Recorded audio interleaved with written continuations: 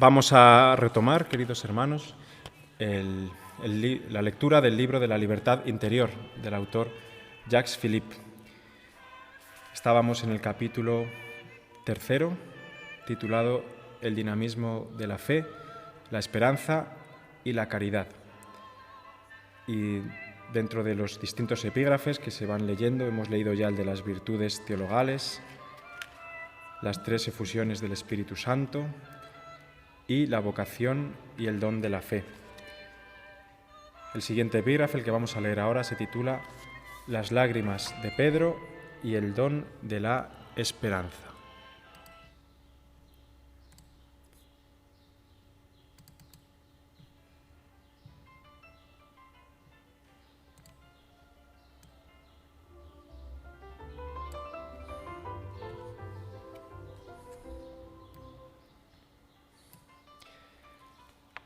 El Espíritu Santo no es solamente el que enriquece, sino también el que hace pobre.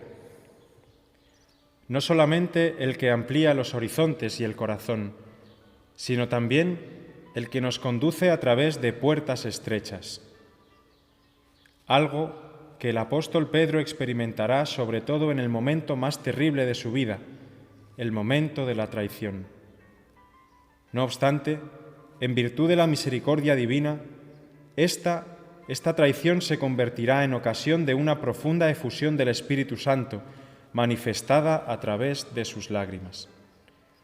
Lágrimas con las que el primero de los apóstoles sentirá toda su miseria y su pecado, pero con las cuales también recibirá la esperanza del perdón. Para Pedro, esta traición supone una terrible caída. Pocas horas antes se había declarado ante todos dispuesto a seguir a Jesús hasta la prisión e incluso hasta la muerte. Era el jefe de los apóstoles y como tal consciente de su obligación particular de guiar al pueblo y dar buen ejemplo ante él. Para eso lo había elegido Jesús y por supuesto su elección no pudo ser equivocada. Pedro estaba totalmente entregado a su misión. Y es entonces cuando sus bellas confesiones y el agudo sentido que posee de su responsabilidad para con el resto de los discípulos, todo eso se viene abajo en pocos segundos. Basta con que, en el patio del sumo sacerdote, un humilde criado le plantee esta pregunta: ¿no eras tú también discípulo de este hombre? Y por 3 veces renegará Pedro de su maestro, jurando no tener nada que ver con él. ¿Qué vuelco se produce? El primero convertido en el último. Sin embargo, el Espíritu Santo, que es el Padre de los pobres, se sirve de tan lamentable caída para volver a remover en lo más hondo el corazón del apóstol.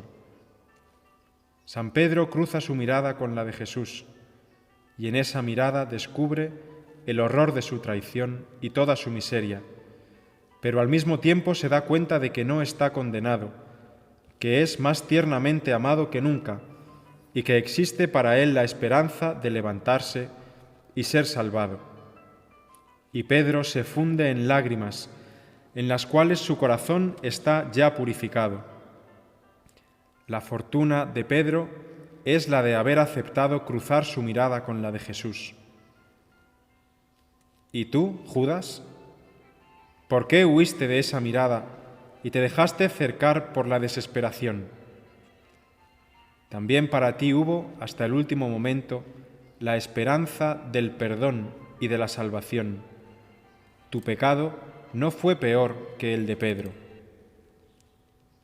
En esa mirada del Maestro, Pedro ha vivido una efusión del Espíritu Santo, una de esas efusiones dolorosas que empobrecen, que despojan de forma radical, pero que acaban revelándose infinitamente beneficiosas, porque muestran al hombre su impotencia, su absoluta miseria y su nada, y le obligan desde ese momento a no apoyarse en sus solas fuerzas, ni en sus pretendidas cualidades o en las virtudes que cree poseer, que le obligan a contar exclusivamente con la misericordia y la fidelidad divinas, penetrando así en la auténtica libertad.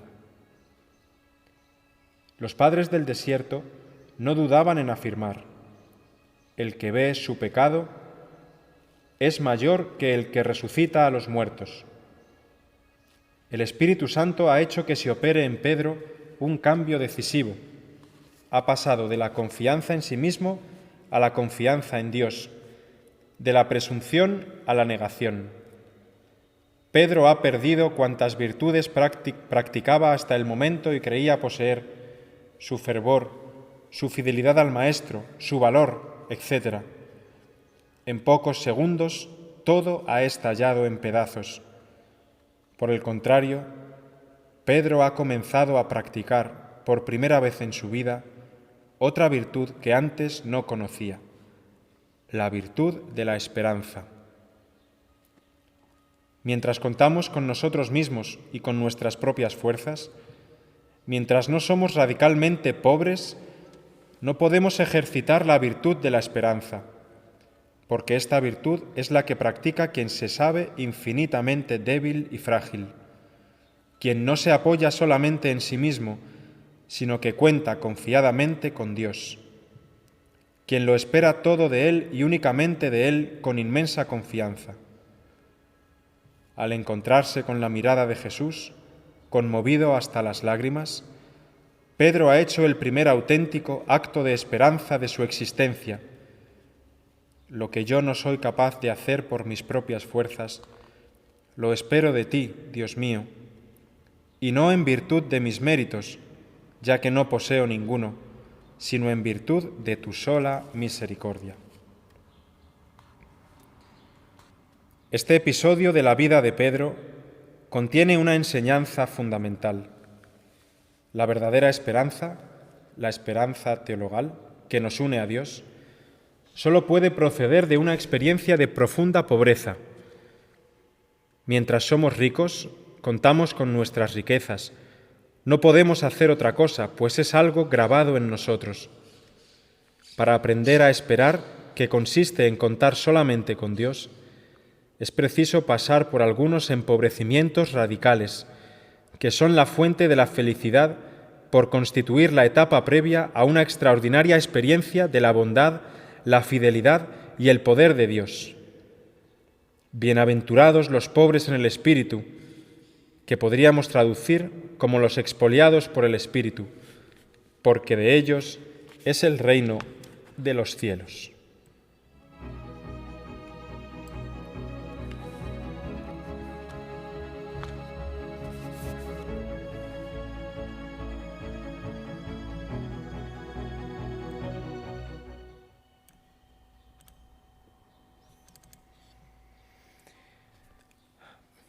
Pentecostés y el don de la caridad.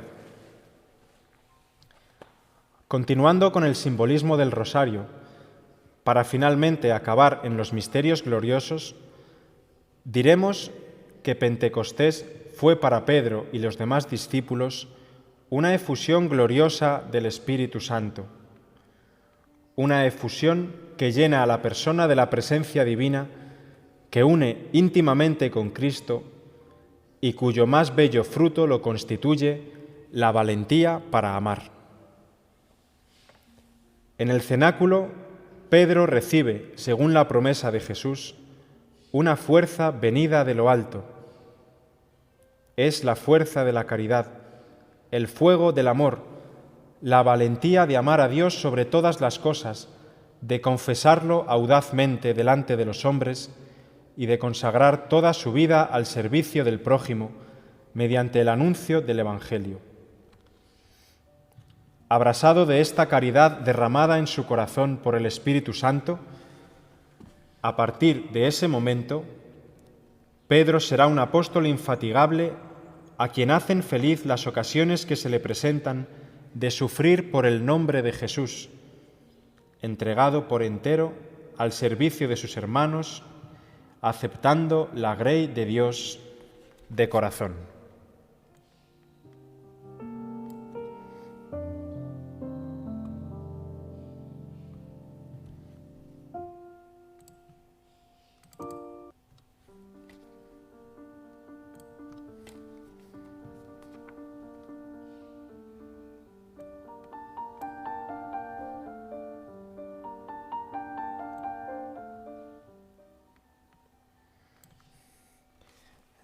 el fuego que ilumina, abrasa y transfigura. Se puede establecer un interesante paralelismo entre estos tres aspectos de la vida interior, estas efusiones gozosas, dolorosas y gloriosas del Espíritu Santo, y la imagen del fuego y el leño arrojado a las llamas que emplea San Juan de la Cruz para ilustrar algunos sucesos de nuestra vida espiritual y hacer comprender que independientemente de cuáles sean las circunstancias que atraviesa nuestra alma, felices o penosas, oscuras o llenas de luz, es siempre el mismo amor el que actúa, la misma luz la que la rodea. Cuando el fuego se acerca al leño, en primer lugar lo ilumina, lo alumbra y lo aviva. Esta fase correspondería a un misterio gozoso. El amor divino que se nos revela también a nosotros nos da luz y calor. Si el fuego se aproxima aún más, en un primer momento, los efectos son aparentemente inversos. En contacto con la llama, el leño comienza a oscurecer, a despedir humo, a oler mal y a desprender brea y otras sustancias desagradables. Se trata de la efusión dolorosa. El alma, penetrada más hondamente por la implacable luz divina, experimenta su miseria, su pecado y su absoluta impureza. Esta etapa dura el tiempo necesario hasta que el fuego purificador haya concluido su tarea y el alma en su totalidad sea iluminada y abrasada, transformada en fuego de amor como el leño quemado, que en lo sucesivo también él ha quedado convertido en fuego. Es la efusión gloriosa en la cual el alma se ve fortalecida en la caridad, ese fuego que Jesús ha venido a traer a la tierra. A mi entender, la principal enseñanza que se extrae de esta imagen va acompañada de un gran optimismo. No debemos tener miedo a esos momentos en que la experiencia de nuestra miseria nos anonada. No debemos desesperar, sino continuar entregándonos a Dios confiadamente, convencidos de que antes o después esta miseria nuestra se transformará en ardiente caridad. Santa Teresita del Niño Jesús escribe a su hermana María del Sagrado Corazón: alejémonos de todo lo que brilla, amemos nuestra pequeñez, entonces seremos pobres en el espíritu y Jesús vendrá a buscarnos. Por muy lejos que estemos, nos transformará en llamas de amor.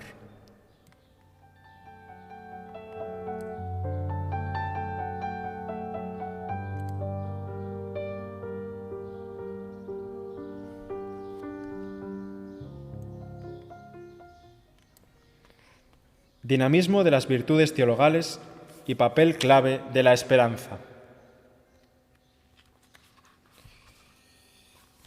San Serafín de Sarov afirma que el fin de la vida cristiana es la adquisición del Espíritu Santo, a lo que podríamos añadir, y los sucesores de la vida de San Pedro que acabamos de meditar así lo confirman, que el fin de la obra del Espíritu Santo en nuestra vida consiste en suscitar y hacer crecer las virtudes teologales de la fe, la esperanza y la caridad.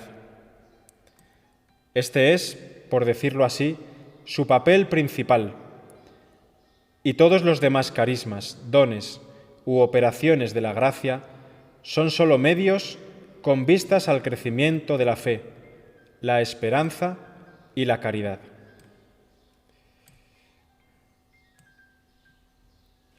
Las tres virtudes teologales no se pueden separar.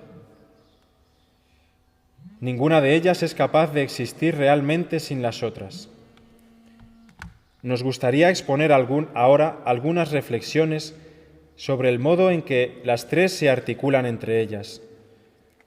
Todo cuanto digamos a este respecto posee consecuencias muy importantes y muy concretas en la vida interior. La más importante de las tres es, por supuesto, el amor. A la tarde te examinarán en el amor, dice San Juan de la Cruz. Es preciso releer el maravilloso himno a la caridad de la primera carta a los Corintios, en el que San Pablo deja muy claro su papel fundamental.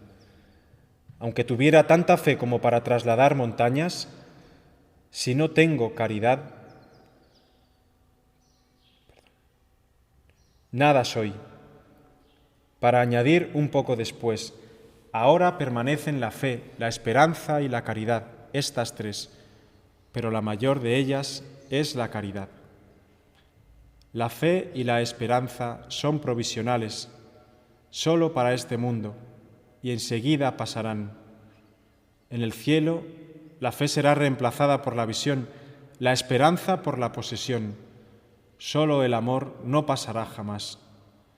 Nada reemplazará a la caridad, porque ésta es el fin, lo cual significa que en esta tierra el amor es la participación más plena en la vida del cielo, mientras que la fe y la esperanza se hallan al servicio de la caridad, la única que posee un carácter definitivo. Dicho esto, es imprescindible comprender que aquí abajo el amor no puede existir sin sus siervas, que son la fe y la esperanza. La caridad tiene una total necesidad de ellas para crecer y desarrollarse. Explicaremos por qué.